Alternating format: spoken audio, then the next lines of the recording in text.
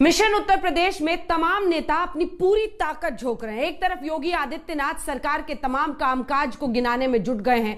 प्रबुद्ध सम्मेलन में मायावती ब्राह्मणों को लुभाने की पूरी कोशिश कर रही हैं, तो असदुद्दीन ओवैसी ने अयोध्या दौरे के जरिए ही मिशन यूपी में एक बार फिर से अपनी ताकत मुस्लिमों को अपनी तरफ करने में लगा दी है। ऐसा हम क्यों कह रहे हैं, इस पूरी बातचीत के दरमियान आपके सामने रखेंगे, क्योंकि हमारे साथ AIMIM के प्रमुख असदुद्दीन ओवैसी इस वक्त खुद लाइव जुड़ रहे हैं। ओवैसी साहब, बहुत स्वागत है आपका।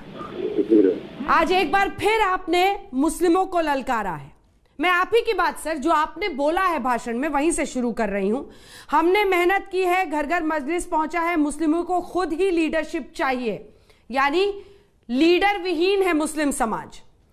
आप लिखते हैं सेक्युलर के झूठ में मत फंसिए, आपकी अहमियत क्या है आज ये आपको समझना है। ये मुस्लिमों को जो आप बार बार ललकारते हैं, इसका क्या अर्थ है, क्या है आपका एंड गोल, क्या है सर?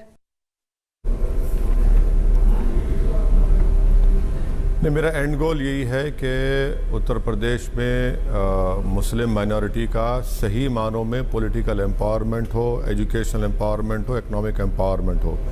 ये उसी वक्त मुमकिन है जब मुसलमान खुद अपनी लीडरशिप को बनाएंगे और अपने विधायक को या सांसद को बनाकर पार्लियामेंट या उत्तर प्रदेश विधानसभा में भिजाएंगे। ये मैं क्यों कहता हूँ? मैं आपको इसलिए कहता हूँ मैडम कि सबसे lowest literacy rate Uttar Pradesh में किसी का है तो मुसलमानों का है। सबसे कम 10th पास होते हैं तो मुसलमान है। सबसे ज़्यादा ड्रॉप आउट रेट 5 से 15 साल का 60% मुसलमानों का है। ग्रेजुएट सबसे कम मुसलमान है। जेल में अंडर ट्रायल मुसलमान सबसे ज़्यादा है। और पिछले 2019 के लोकसभा के चुनाव में 73% मुस्लिम ने BSP को, समाजवादी पार्टी को वोट दिया। वहीं पर 50% हिंदू भाइयों ने BJP को वोट दिया। इसके बावजूद भी उत्तर प्रदेश में BJP को ये लोग रोक नहीं पाए, ना सही मानों में पॉलिटिकल रिप्रेजेंटेशन में इजाफा हुआ है। तो इसीलिए हम ये कह रहे हैं कि आप ये बार बार सेकुलरिज्म के कूली तो हम मुसलमान नहीं है ना, सेकुलरिज्म की जिम्मेदारी सब पर होनी चाहिए। मगर 19% पॉपुलेशन है उत्तर प्रदेश मुसलमानों का और 11% यादव हैं, तो क्यों सिर्फ समाजवादी से 11% यादव का मुख्यमंत्री बनेगा और मुसलमान को क्या मिलता है? मैं आज रुदौली गया था मैडम। रुदौली में वहाँ पर गवर्नमेंट का कोई अपर प्राइमरी हाई स्कूल नहीं है। वहाँ पर जब मैं जनता से सवाल किया कि आपका ओवरब्रिज कितने साल से काम ख़त्म नहीं हुआ, बोले 5 साल से नहीं हुआ। ऑनलाइन स्कूल चल रहे हैं और सिर्फ 40 टीचर को आता है पूरे रुदौली में ऑनलाइन कंप्यूटर इस्तेमाल करना। मुस्लिमों से रिलेटेड है सर, यही तो मेरा सवाल था आपसे। आपका एंड, इसीलिए सर एक सेकेंड, आपका एंड गोल आपके विधायक बन जाने से मुस्लिमों का उत्थान हो जाएगा या फिर ओवैसी को सत्ता के करीब ले जाएगा? मेरा सवाल आपसे यही है, मुस्लिमों का उत्थान या ओवैसी को सत्ता? नहीं, हमारा ओवैसी अपने लिए नहीं लड़ रहा है, ना ओवैसी अपनी शोहरत के लिए या अपनी और ईगो को सेटिस्फाई करने उत्तर प्रदेश या भारत के कोने कोने में नहीं जा रहा है। मेरा आने का मकसद ये है कि उत्तर प्रदेश से जिस तरह अखिलेश यादव यादवों के लीडर है, बहन मायावती उनकी कम्युनिटी की लीडर है, आपके अनुप्रिया पटेल कुर्मियों की लीडर है, योगी आदित्यनाथ ठाकुर के लीडर है, तो क्यों नहीं मुसलमानों का नेता हो? जब सब समाज अपना अपना नेता बना रहा है। तकलीफ होती है ना जब हिंदू नेता योगी बनते हैं, तब तो आपको तकलीफ होती है ना सर। तब तो आप कहते हैं ना कि ये देखिए ये पार्टी को, ये खाली हिंदुत्व कार्ड खेलते हैं। तब तो आप इन पर 10 इल्जाम लगाते हैं। आप मुस्लिम के नेता बने तो ठीक है, वो करें तो कैरेक्टर ढीला। बिल्कुल बिल्कुल बिल्कुल नहीं बिल्कुल असदुद्दीन ओवैसी भारत के डाइवर्सिटी को चेंज करने वाला नहीं है। असदुद्दीन ओवैसी कह रहा है कि भारत का संविधान, भारत की डेमोक्रेसी उस वक्त मजबूत होगी जिस तरह सारे समाज के लोगों ने अपना अपना एक नेता बनाया और अपना पॉलिटिकल एम्पावरमेंट किया। तो ये मुसलमानों, उत्तर प्रदेश के मुसलमानों की भी जिम्मेदारी है।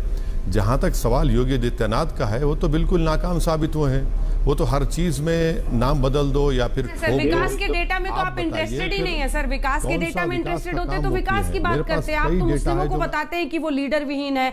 आप तो सर बिहार जाते हैं तो शाहबुद्दीन को शामिल कर लेते हैं, यहां पर आते हैं तो अतीक अहमद को शामिल कर लेते हैं और फिर अपनी ही पीठ ठोक कर कहते हैं कि देखिए अगर आप हिंदू हैं और आप माफिया हैं तो आपको सब पूछेंगे, अगर आप मुस्लिम माफिया हैं तो आपको नहीं पूछेंगे। खुली बाहों से सिर्फ ओवैसी साहब उनका स्वागत करेंगे। तो ये तो अब आपकी पॉलिटिक्स हो रही है सर।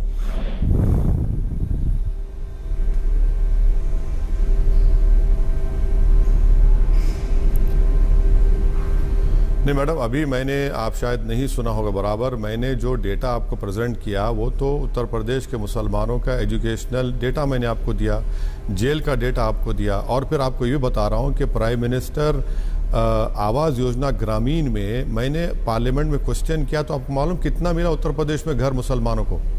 सिर्फ 14%, सिर्फ 14%। माने माफिया कहिए ना सर, ये माफिया कहिए। बाहुबली तो बड़ा ही स्टाइलिश टर्म है ना, बॉलीवुड टाइप का। ये रॉबिन हुड और बाहुबली, ये तो माफिया है ना सर। जो व्यक्ति, आपको अपनी आवाज में अब दम नहीं दिखता क्या कि आपको जेल में बैठे एक व्यक्ति की जरूरत पड़ रही है? ठीक, चलिए चलिए चलिए अंजना, चलिए नहीं चलिए, मैं अंजना ओम कश्यप की बात को मानता हूं। क्या बीजेपी के पास 37% एमएलए माफिया नहीं है? क्या बीजेपी के पास 116 एमपी माफिया नहीं है? क्या बीजेपी के पास एक सांसद है जिसने हेमंत करकरे को बददुआ दी, जिसने गोडसे की तारीफ की? क्या वो माफिया नहीं है?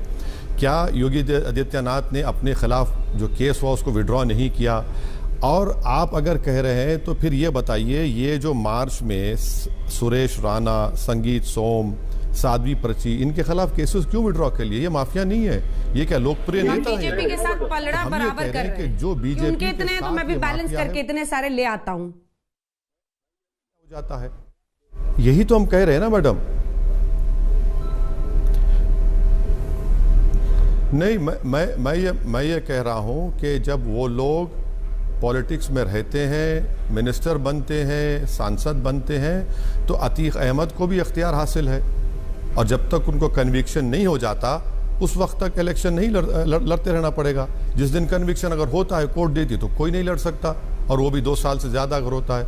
अभी तो वो जेल में है, मगर हम आपको बता रहे हैं कि जैसा आपने कहा माफिया, ये सब जिनका नाम मैं लिया वो क्या लोकप्रिय नेता है या माफिया हैं जो बीजेपी में आज हैं, जिनके खिलाफ केसेस विड्रॉ कर लिए? 77 केसेस मुजफ्फरनगर राइट्स के सुप्रीम कोर्ट को कहा गया कि उत्तर प्रदेश सरकार ने विड्रॉ कर ली।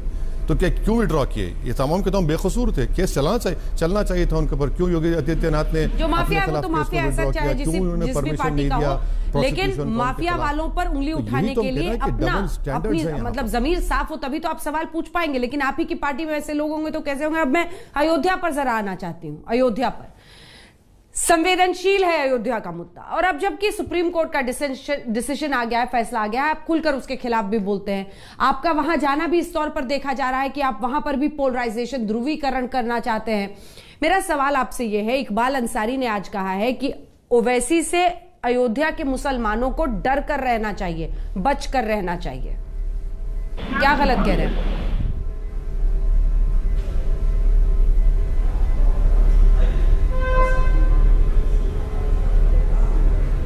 मैडम, मैं जानता नहीं कौन है ये, और इनको अपनी बात रखना पूरा इख्तियार है। जब आप बात अयोध्या की कर रहे हैं मैडम, क्या ये बात सच नहीं है कि अयोध्या डिस्ट्रिक्ट में 50% बच्चे बिलो 5 साल के स्टंटेड हैं, 19% बच्चे वेस्टेड हैं, 44% अंडरवेट है, 63% एनीमिक है, जिसमें 67% महिला एनीमिक है। ये इस अयोध्या की आप बात कर रहे हैं? जिस अयोध्या में आप बात कर रहे हैं 7% लोगों को वैक्सीनेशन हुआ है, आप किसकी बात कर रहे हैं मैडम? कौन सा काम किया उन्होंने? और ये बात बिल्कुल सही है, 6 दिसंबर 1992 अयोध्या में हुआ था। क्या मैं उसको भूल जाऊं? जिसको सुप्रीम कोर्ट ने कहा था ये ब्लैक मार्क है, हुआ था ना। अगर वो नहीं होता तो क्या जजमेंट आता सुप्रीम कोर्ट का? तो हम इसकी बात करेंगे, मुझे इख्तियार है भारत के संविधान में। आप टकरा किससे रहे? इस बात को रखने का। योगी आदित्यनाथ से। आपने अखिलेश यादव को भी आज चुनौती दी है, कहा है कि वो आए मुझसे डिबेट करें। तो आपको लग रहा है कि देखिए मुस्लिम ज्यादातर तो पारंपरिक रूप से अब अगर जा रहे हैं तो सपा की तरफ ही जा रहे हैं, तो अखिलेश यादव से आप भिड़ रहे हैं, उनसे भिड़ रहे हैं। और वैसे भी आपको कहा जाता है कि आप वोट कटवाए हैं सेक्युलर पार्टियों के लिए।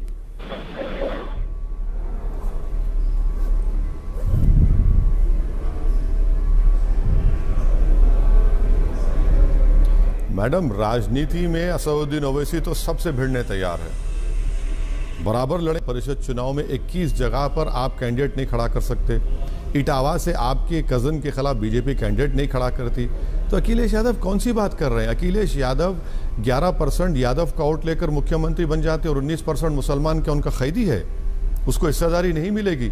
और वो ये कहते हैं कब तक डराएंगे बीजेपी से, कब तक डराएंगे दूसरे पार्टियों से। अरे भाई, हमारी भी ख्वाहिशें हैं। हमारे इलाकों में स्कूल खुलना चाहिए, बच्चों को उनका प्रॉस्पेक्ट अच्छा होना चाहिए, और उसी वक्त होगा जब उत्तर प्रदेश के मुसलमानों में उनकी एक लीडरशिप बनेगी, उनका पॉलिटिकल एम्पावरमेंट होगा। ये सच्चाई है, ये भारत की राजनीति की तल हकीकत है, जिसका इकरार सब करते हैं, मगर मुसलमानों के सरों पर, उनके कंधों पर बोझ डाले जाते। नहीं, आप सेकुलरिज्म के लिए के खैदी हैं, आप गुलामी करो हमारी वोट डालो। और भाई, क्या हासिल हुआ? आप मुख्यमंत्री बन गए, आप क्या क्या नहीं आपने फायदा उठाया? उत्तर प्रदेश के मुसलमानों को क्या मिला मुझे बताइए? आप तो लफ्ज मुसलमान बोलने के लिए तैयार नहीं है।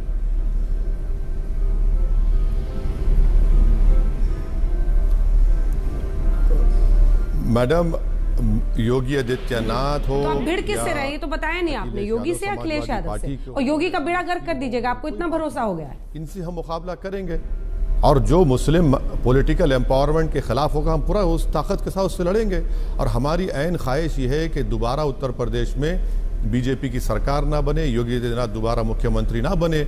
अब ये दूसरी पार्टियों को सोचना है, वोट कटवा हमको बोल रहे हैं। मैडम, एक स्टेटिस्टिक्स आपको तो मुझे इजाजत दीजिए।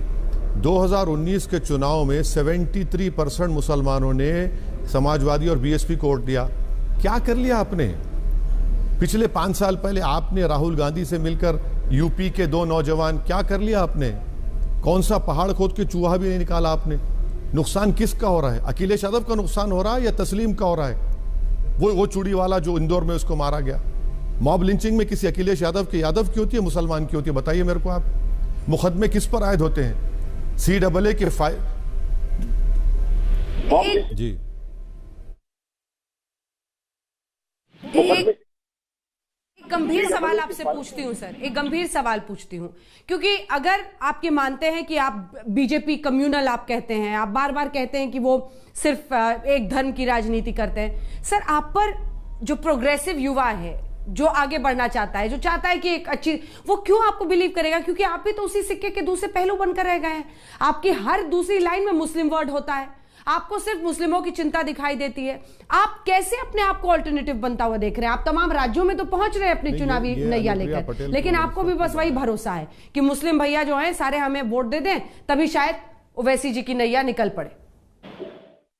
इन पर कोई नहीं बोलता। और फिर ये योगी आदित्यनाथ के दौर में हर पुलिस स्टेशन में एक ठाकुर है, उनको कोई नहीं बोलता।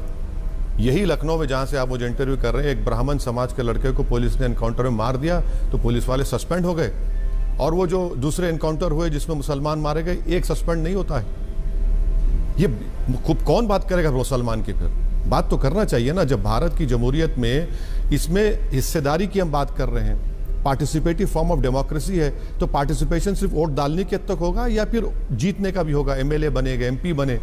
ये तो हमको ये कहा गया है कि बाबा आप मुसलमान है, ATM की मशीन है, हम आएंगे कार्ड डालेंगे, आपका वोट लेते जाएंगे। अरे भाई, कितना वोट डालेंगे जी?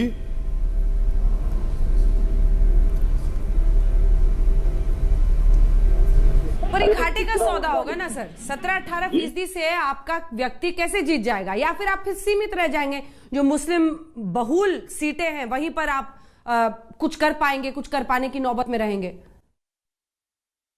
को। और चलिए आपकी बात को थोड़ी देर के लिए मान लेता हूं। अगर उत्तर प्रदेश में MIM के 15 से 20 MLA जीत जाएंगे तो आप देखेंगे क्या डेवलपमेंट होगा। आप देखेंगे किस तरह से जमीन पर डेवलपमेंट होगा, एजुकेशनल डेवलपमेंट होगा, इकोनॉमिक डेवलपमेंट होगा, एम्पावरमेंट होगा। ये जो पुलिस की तरफ से नाइंसाफी हुई तो उसका खात्मा होगा। आवाज उठाने वाला कोई नहीं है। लफ्ज मुसलमान बोलने के लिए डरते हैं तमाम लोग और कहते हैं बस खामोश बैठो। खामोश क्यों खामोश बैठे? अरे भाई, जो हर समाज के लोग अपनी आवाज उठा सकते हैं तो उत्तर प्रदेश के मुसलमान तो भारत के अव्वल दर्जे के शहरी हैं। उनको पूरा राइट है अपनी आवाज उठाने का, और उठाना चाहिए, बोलना चाहिए, लड़ना चाहिए डेमोक्रेसी में। आप सिर्फ गूंगों की तरह, अंधों की तरह बैठे रहेंगे तो कोई आपके आंसू नहीं पहुंचेगा, बल्कि और आपको दबा देगा। इसीलिए हम कह रहे हैं कि MIM पार्टी की हिस्ट्री रही है, हम पावर में कभी नहीं आए। हम जब जीतते हैं तो उस जीत का सहारा और उस जीत का क्रेडिट आवाज जनता को देते हैं और उस पर काम करते हैं, और उसका फायदा देखने में आता है। सत्ता में अगर मेरे को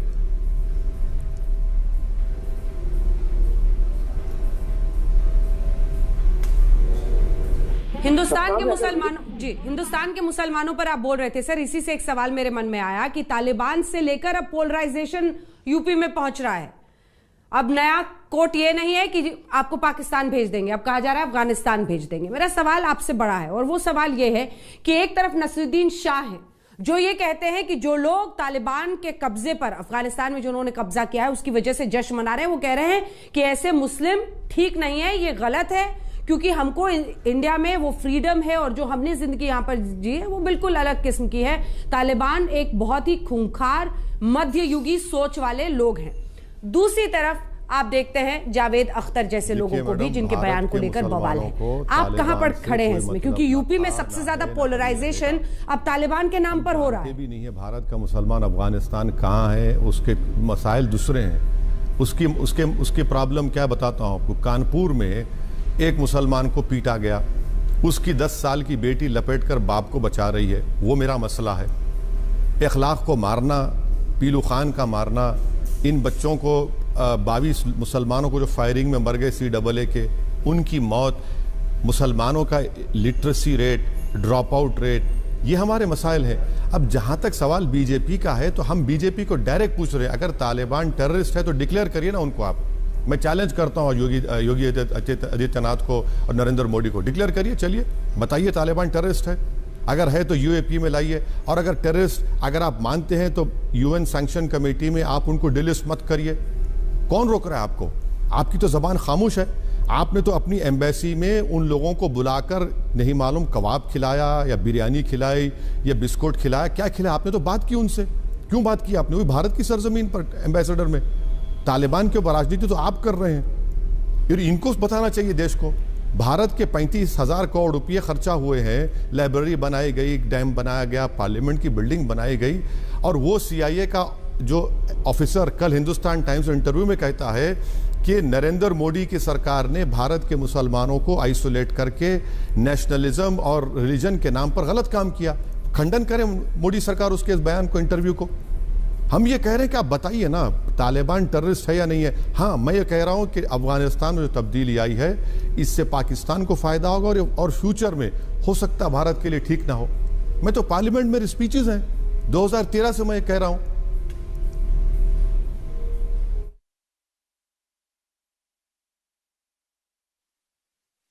आप ठीक है, भारत सरकार तो करेगी जो उसे डिक्लेयर करना है, क्योंकि अपनी नीति क्या होगी उस पर वो सोच रहे हैं। लेकिन आपकी नजर में तालिबान क्या है? आपकी नजर में वो खूंखार मध्ययुगी सोच वाले क्लैन के लोग हैं या नहीं, जो महिलाओं पर अत्याचार करते हैं? आपकी नजर में क्या है? इंसान कहलाना, उसको इंसान नहीं कह सकते आप। क्यों नहीं बोलते? क्यों? अरे सुनिए, देखिए कहां बोलते हैं सर आप? देखिए, जब जमीयत ये कहता है कि कोएड स्कूल्स में लड़कियां नहीं पढ़े, तब तो आपका वो मसला नहीं बनता। ये अच्छी बात है कि अगर किसी मुस्लिम व्यक्ति को पीटा जाता है तो आपका वो मसला बनता है। जब जमीयत की तरफ से बयान आता है कि कोएड में लड़कियां साथ में ना पढ़े लड़कों के, तब आपका मसला क्यों नहीं बनता है? जहां पर हम इंटरव्यू की हमने बताया था कि देखिए ये मेडिकल कॉलेज है, ये अस्पताल है, क्या उस मेडिकल कॉलेज में कोएड एजुकेशन नहीं होता? और पूरे के पूरे पढ़ने वाले मुस्लिम लड़के लड़कियां उसमें शामिल हैं, सबसे ज्यादा लड़कियां वहां पर है। अरे हाँ,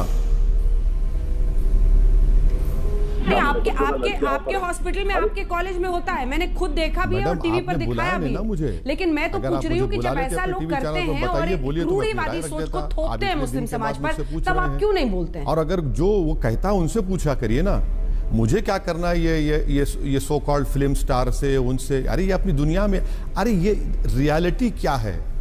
आज सबसे बड़ा खतरा मुसलमान को मॉब लिंचिंग का है। हर पूछ लीजिए आप, अरे कहीं मॉब लिंचिंग ना हो जाए। चौरी चौरा का इंसिडेंट, अब्दुल्ला जने जो चौरी चौरा का इंसिडेंट है, एक मुसलमान की वजह से वो मशहूर हुआ, आज उसी के बरादरी को आप इंदौर में मारते हैं और प्रधानमंत्री कहते हैं कि चौरी चौरा के इंसिडेंट को सेलिब्रेट किया जाए। क्या जवाब दे रहे हैं देश के सामने आप लोग?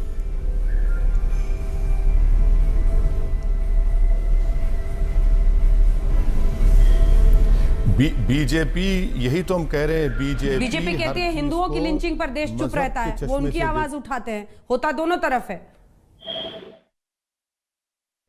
यही बात कही गई कि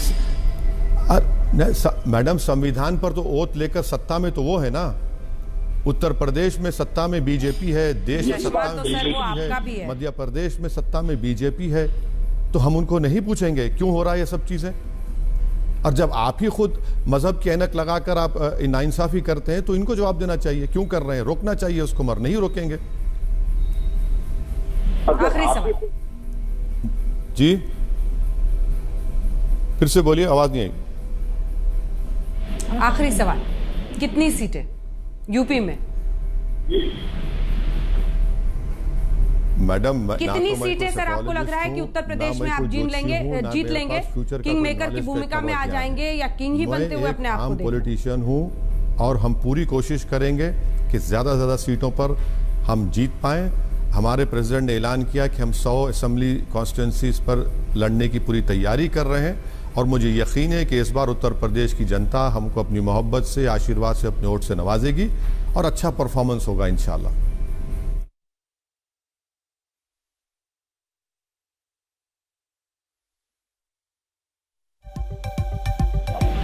बहुत बहुत धन्यवाद आपका। असदुद्दीन ओवैसी हमारे साथ AIMIM के अध्यक्ष थे, बहुत धन्यवाद सर आपका, जिनका ये मानना है कि वो अपनी तरफ से पूरी ताकत झोंक रहे हैं और उन्होंने ये भी कहा कि मुस्लिम समाज को लेकर जो पिछड़ापन है उसको और उसकी रिप्रेजेंटेशन को, उसका जो प्रतिनिधित्व है उस पर वो मेहनत करके काम करना चाहते हैं और उत्तर प्रदेश में इसीलिए पूरी ताकत झोंक रहे हैं।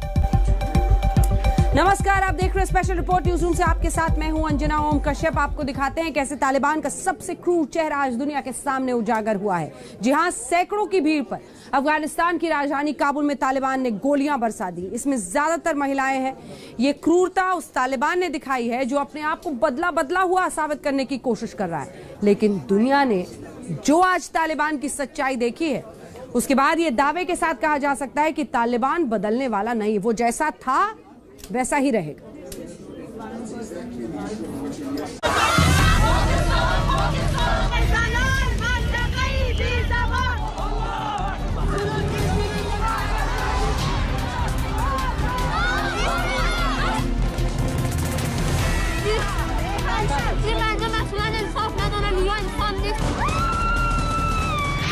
तालिबान ने क्यों बरसाई महिलाओं पर गोलियां? आजादी आजादी आजादी आजादी।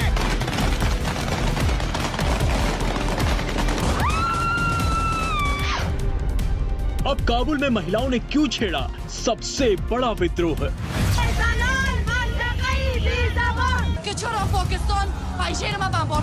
आजादी आजादी।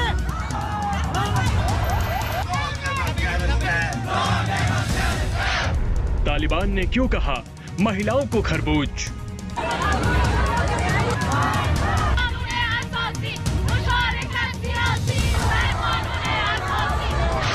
काबुल में क्यों लग रहे हैं आजादी आजादी के नारे?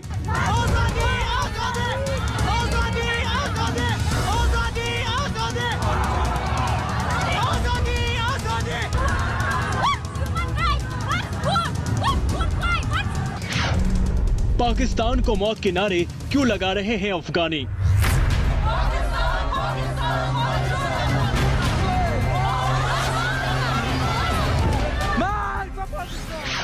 अफगानिस्तान में ISI को मौत के नारे क्यों गूंज रहे हैं?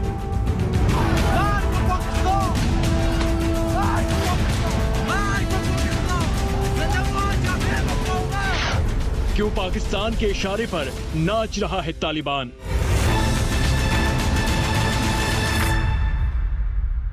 हाय हाय पाकिस्तान और बौखलाया तालिबान। जी हां, सैकड़ों की तादाद में अफगानी महिलाएं और नौजवानों ने पाकिस्तान की मौत और ISI की मौत जैसे नारे लगाए। तालिबान ने अपनी AK-47 राइफलों का मुंह खोल दिया। पंशीर की जंग में तालिबान की तरफ से पाकिस्तान के ड्रोन अटैक और ISI चीफ फैज हामिद के काबुल दौरे से अफगानियों में आक्रोश है। अंतर्राष्ट्रीय बिरादरी ने भी इसकी आलोचना की है और इसी आक्रोश को दबाने के लिए तालिबान गोलियां चला रहा है।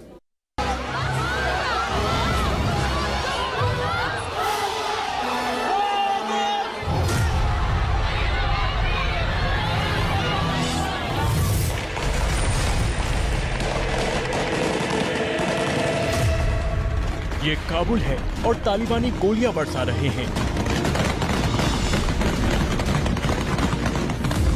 महिलाओं नौजवानों पर ओपन फायर कर रहे हैं। गोलियों की तड़तड़ाहट आप साफ सुन सकते हैं। काबुल में बरसती इन गोलियों को दुनिया देख रही है और तालिबानियों का तांडव कैमरे में कैद हो रहा है।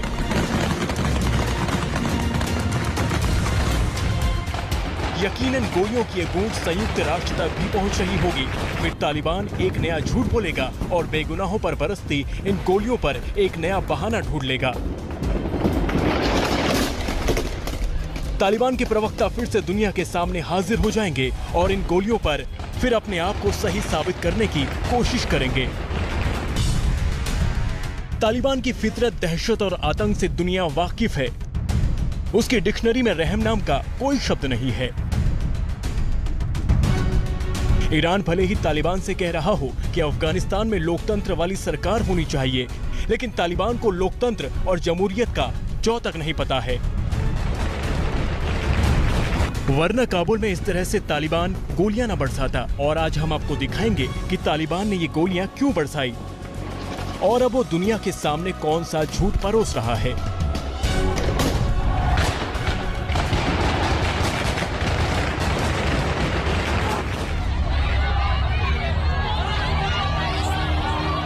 तो सुनिए, काबुल की सड़कों पर अचानक विद्रोह की चिंगारी भड़क उठती है। ऐसा लगता है कि पूरा काबुल एक साथ सड़कों पर विरोध की आवाज बुलंद करने के लिए निकल आया। आजादी आजादी आजादी आजादी। महिलाएं हाथों में पोस्टर लिए आजादी आजादी के नारे लगाती हैं। इस विरोध प्रदर्शन में नौजवान भी आपको दिखाई देंगे जो पाकिस्तान के खिलाफ गरज रहे हैं।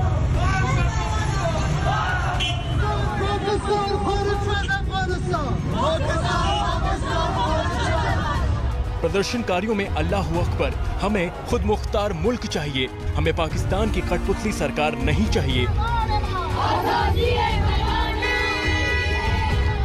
पाकिस्तान अफगानिस्तान छोड़ो के नारे लगाए। ये प्रदर्शनकारी काबुल में नारेबाजी करते हुए राष्ट्रपति भवन की तरफ बढ़ रहे थे। जैसे जैसे ये आक्रोश बढ़ता गया, अफगानियों ने पाकिस्तान को मौत, ISIS को मौत का आह्वान भी कर डाला। नकाब और बुर्का पहने ये महिलाएं आक्रोश की आग में धधकती हुई दिखाई देती हैं।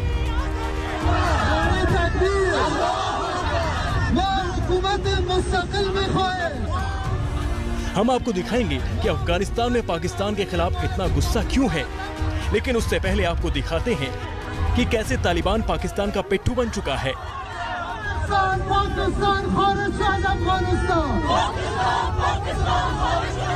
उसे पाकिस्तान की बुराई सुनना गवारा नहीं है और इसलिए प्रदर्शनकारियों पर गोलियां बरसा दी जाती हैं। और जब तालिबान से इस पर सवाल किया जाता है तो नया बहाना लेकर हाजिर हो जाता है। में दाखिले की कोशिश मत करे। वहाँ पर जो मेहमान आ रहा है बैरून मुल्क से, यहाँ पर कल या परसों इंशाल्लाह यहाँ पर नया गवर्नमेंट का शुरू हो जाएगा। यहाँ पर जो मेहमान आ रहा है वो इसी रास्ते से गुजर रहा है एयरपोर्ट से, लेकिन प्रोटेस्ट जो कर रहे थे उसका तो उन्होंने वो न माना और हम मजबूर हो गए कि उसने उसको रास्ते से हटा दिया।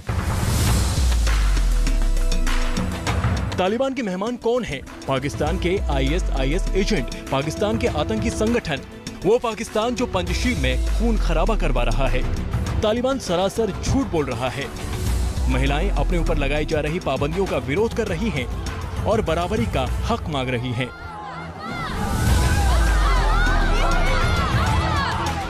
अब महिलाओं के लिए तालिबानी सोच आपको सुनाते हैं। तालिबानी महिलाओं को खरबूज की तरह बता रहे हैं। महिलाओं पर साबुत और कटे हुए खरबूज की मिसाल दे रहे हैं। खरबूजे की चॉक शुदा वो می‌خریم یا خربزه‌ای که سالم مانده است طبیعی است اس خربزه سالم می‌گیریم. یعنی حجاب برای زن همینطور است. خربزه‌ای که چاک شده او رو می‌خریم یا خربزه‌ای که سالم مانده است طبیعی است اس خربزه سالم می‌گیریم. یعنی حجاب برای زن همینطور. तो सुना आपने, तालिबान महिलाओं को सिर्फ और सिर्फ नकाब में देखना चाहते हैं और महिलाएं इसके खिलाफ अपनी आजादी की मांग रख रही हैं, तो तालिबान उन्हें खरबूज बता रहा है। अब तालिबान की गोलीबारी के पीछे दो मकसद हैं। एक तरफ वो महिलाओं की उठती आवाज को खामोश करने की कोशिश कर रहा है तो दूसरी तरफ पाकिस्तान के खिलाफ नारेबाजी भी उसे चुभ रही है। अब तालिबान का गोलीबारी पर एक और झूठ सुन लीजिए। प्रोटेस्ट जो है ये सही है, सबका हक है, लेकिन वक्त का भी मसला है कि अभी तक गवर्नमेंट है नहीं, इसके जवाबदेह कौन होगा? तो हम 2-3 दिन में गवर्नमेंट बन जाएगा, सब अपने काम में आ जाएगा। ये जो प्रोटेस्ट कर रहे हैं आप देख सकते हैं तो उसका सब हिजाब में है, और इसके साथ कोई बेहिजाब औरत भी नहीं है। मसला हिजाब का नहीं है। अफगान और जो है अफगान सब मुसलमान है, उसका 99% अफगानी मुसलमान है। तो वो खुद अगर तालिबान कहे या ना कहे वो हिजाब कर रहे हैं। सिर्फ चेहरे का डांटना है वो तो चेहरा तो मतलब मसला नहीं है। सब जो आ रहा है उसका सब आप देख रहे हैं, उसके बारे में कुछ भी किसी ने नहीं कहा। पूरे अफगानिस्तान में विरोध तालिबानी सोच का है, पंजशीर में पाकिस्तान की मदद से जारी कत्लेआम का है, अफगानिस्तान में पाकिस्तान की गुलामी करने वाली सरकार के गठन का है।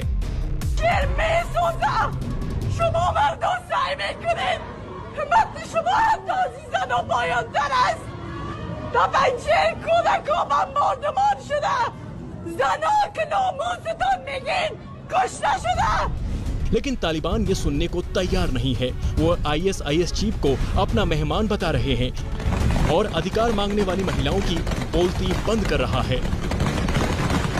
आज तक ब्यूरो।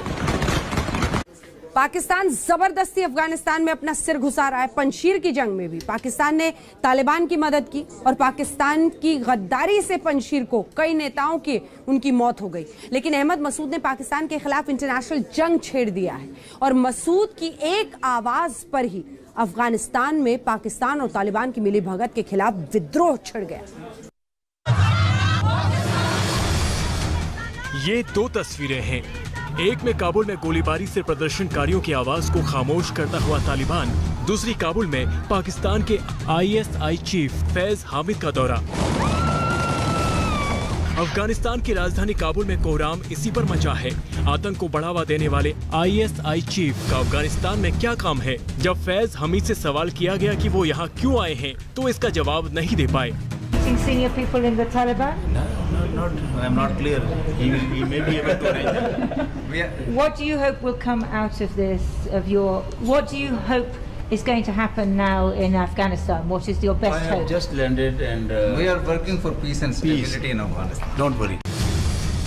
पाकिस्तान के ऑब्जर्व अखबार की तरफ से ये बताया गया है, ISIS हमीद के नेतृत्व में पाकिस्तान के कई नेता भावी तालिबानी सरकार से बातचीत करने पहुंचे हैं और ISI चीफ ने तालिबान के कमांडरों और नेताओं से मुलाकात भी की है।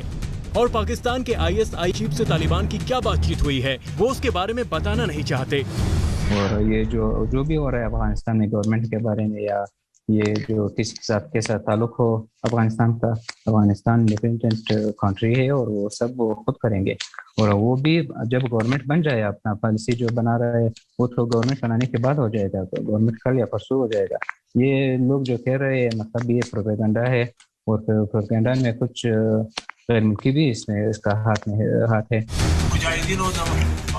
हम आपको बता दें कि पाकिस्तान ने जिस तरह से पंजशीर पर कब्जे का दावा किया है, इसके पीछे भी पाकिस्तान और तालिबान की मिलीभगत है। पंजशीर और नॉर्दर्न एलायंस के नेता अहमद मसूद ने भी एक ऑडियो जारी करके पंजशीर पर हुए हमले में पाकिस्तान को जिम्मेदार बताया है।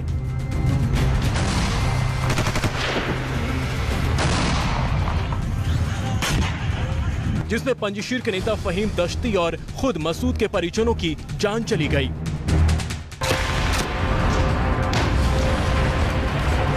अहमद मसूद ने आरोप लगाया कि पाकिस्तान ने सीधे पंजशीर में अफगानों के ऊपर हमला किया और अंतर्राष्ट्रीय समुदाय देखता रहा। उन्होंने दावा किया कि पाकिस्तानी वायुसेना ने पंजशीर पर हमला किया था और उसके 2 जेट गिरा दिए गए। उन्होंने पाकिस्तानी कमांडोज को मारने का दावा भी किया है। इसके बाद अहमद मसूद ने अपने एक ऑडियो संदेश के जरिए अफगानी लोगों से पूरे अफगानिस्तान में तालिबान के खिलाफ एक संयुक्त राष्ट्रीय विरोध शुरू करने का आह्वान भी किया और मसूद ने काबुल और मज़ार-ए-शरीफ में महिलाओं के विरोध को इस प्रतिरोध का उदाहरण बताया। अहमद मसूद ने इन दिनों पाकिस्तानी ISI के चीफ फैज के काबुल में होने का भी जिक्र किया और अब अफगानिस्तान में पाकिस्तान और तालिबान के गठजोड़ के खिलाफ लोगों का आक्रोश भड़क रहा है।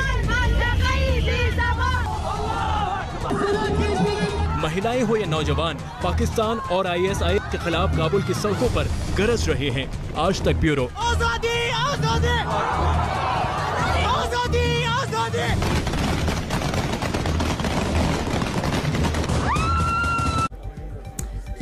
हम रुक रहे हैं इसी के साथ एक ब्रेक के लिए, लेकिन ब्रेक के उस पार बात सुहास के साहस की। जी हाँ, है तो नोएडा के डीएम, लेकिन जीत लाए हैं पैरालंपिक सिल्वर मेडल। देखते रहिए आज तक। आज तक